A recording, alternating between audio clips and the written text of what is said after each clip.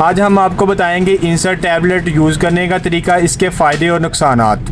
सबसे पहले हम आपसे डिस्कस करते हैं इसके फ़ायदे। इंसर्ट टैबलेट ज़्यादातर दाढ़ दर्द और दांतों की दर्द के लिए इस्तेमाल की जाती है।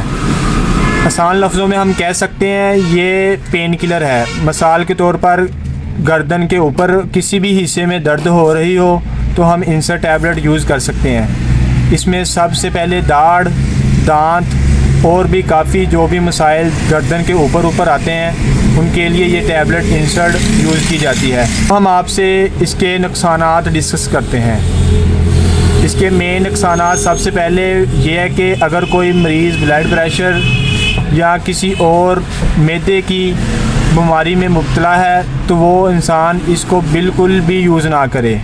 अगर इसको यूज़ करना भी है तो इसके साथ फ्लैजल मेडिसन 400 mg वाली वो इसके साथ यूज़ करें और इसके बाद इसका रिज़ल्ट बेहतर होगा। और ये टैबलेट ज़्यादा इस्तेमाल नहीं करनी, दिन में सिर्फ 2 या 3 बार डॉक्टर की हिदायत के मुताबिक इस्तेमाल करें। नेक्स्ट वीडियो में मिलते हैं। अल्लाह हाफिज़।